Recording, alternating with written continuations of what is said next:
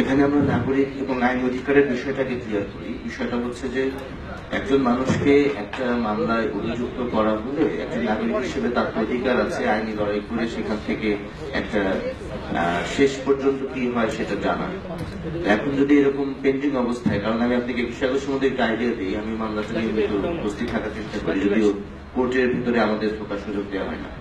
ওই মামলায় এই পর্যন্ত প্রায় 170-75 জনের মতো বোধহয় সাক্ষ্য হয়ে গেছে এবং এখানে সকলেই মোটামুটি পরিচিত ভিআইপি সাক্ষী। যেমন লাস্ট যে দিনের কথা আমি বলছি 9 ও 10 নভেম্বর, সেই দিন সাক্ষ্য দিয়ে গেছেন বাংলাদেশ ক্রিকেট বোর্ডের বর্তমান সভাপতি, প্রয়াত রাষ্ট্রপতি জিল্লুর রহমান সাহেবের ছেলে, বর্তমান জাতীয় সংসদের সদস্য জনাব নাজমুল হাসান পাপন। আগামীতে যে 23 তারিখে যে সাক্ষ্য গ্রহণের কথা রয়েছে সেখানে আমার জানা মতে আসবেন আওয়ামী লীগের প্রেসিডিয়াম সদস্য কাজী জাফরুল্লাহ। এরপরে শিল্পমন্ত্রী আমির হোসেন আমুর মতো ভিআইপি লোকজন আসছেন। এখন বিষয়টা হচ্ছে যে এরকম একটা মামলায় আমার বাবা, যেমন ধরেন আমি সন্তান হিসেবে বলি, আমার বাবাকে বিষাদস মামলায় হত্যাকারী হিসেবে অভিযুক্ত করা হয়েছে। তা আমি চাইতেই পারি যে এটা ফিনিশিং কি হয় আমি দেখব। এটা হচ্ছে এটাকে থেকে যদি বঞ্চিত রাখা হয় তাহলে আমি মনে করি যে আমরা মনে করছি বা আলী হাসান মুজাহিদ মনে করছেন এতে তার নাগরিক এবং আইন অধিকার লঙ্ঘন হচ্ছে। আর প্রতিহিংসার ব্যাপার যেটা আমি বলতে চাইছি সেটা হচ্ছে যে আমি সংবাদ সম্মেলনে আমার মা বলেছেন, সেটা হচ্ছে আমাদের রিভিউ পিটিশনে আমরা বারবার এই কথাটাই বলতে চেয়েছি যে কোন সুনির্দিষ্ট হত্যাকাণ্ডের সাথে আলী হাসান মোহাম্মদ মুজাহিদের কোন সম্পৃক্ততা প্রমাণ হয়নি এবং এটা আমাদের বলার প্রয়োজন আছে, কারণ হচ্ছে যে জাজমেন্টেও এটা বারবার বলা হচ্ছে যে মুজাহিদ সাহেবের ডাইরেক্ট কোন ইনভলভমেন্ট নাই।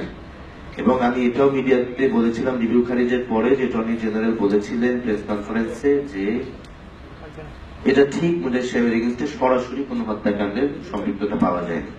তো এই কারণে আমরা বলেছি যে এরকম সরাসরি সম্পৃক্ততা না পাওয়ার পরে মৃত্যুদণ্ডের মতো ক্যাপিটাল পানিশমেন্ট দেওয়ার ব্যাপারটা আমাদের কাছে আমরা গ্রহণ করতে পারি নাই আর কি। এই কারণে আমরা বলেছি যে বিষয়টা রাজনৈতিক ভাবে করা হচ্ছে প্রতিহিংসার শিকার।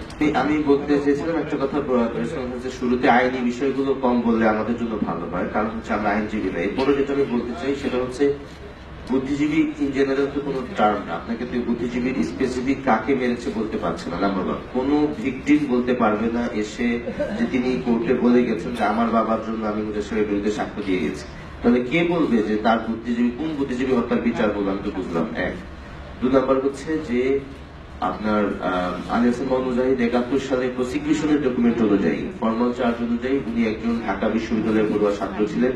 70 সালের ডিসেম্বরে উনি মাত্র ফরিদপুর থেকে ঢাকায় এসেছেন, অর্থাৎ উনি ঢাকায় আসার 2 থেকে 3 মাস পরে মুক্তিযুদ্ধ শুরু হয়ে গেছে। এটা আমাদের বক্তব্য না, এটা প্রসিকিউশনের ফর্মাল চার্জে তার যে ব্যক্তিগত পরিচয় দেওয়া সেখানে আছে। মহামান্য রাষ্ট্রপতির কাছে আমরা বিষয়টা নজরে দিতে চাই, আমরা বিষয়টা তার দৃষ্টি আকর্ষণ করতে চাই যে আমাদের অবস্থানটা কি হবে। আমার বাবা স্পেসিফিক লাইনটা এরকম যে আমাদের কাছে উনি সে সময় বলেছেন যে আমি রাষ্ট্রপতিকে আমি আমার সাংবিধানিক অভিভাবক মনে করি এবং একজন নাগরিক হিসেবে আমি জানতে চাই যে আমার বিরুদ্ধে যে মামলা সেখানে আমার অবস্থানে কি হবে।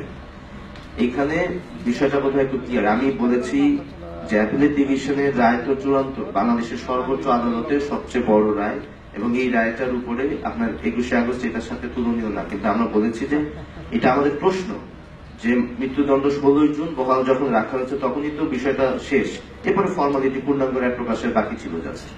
এরপরে তারা ইচ্ছে করলে বিরত রাখতে পারতেন। তারা নিয়মিতভাবে 21শে আগস্ট মামলায় যে কারা প্রশাসন, যে বাংলাদেশ কর্তৃপক্ষ, তারাকে হাজির করে রেখেছেন এবং উনি সাক্ষ্য গ্রহণের সময় উপস্থিত ছিলেন। এখন মামলাটা শেষ দিকে, এখন আয়ো সাক্ষী হবে। তারপরে উনি 352-তে একটা বক্তব্য দেওয়ার প্রস্তুতি ওনার আছে, উনি বক্তব্য দিতে চান।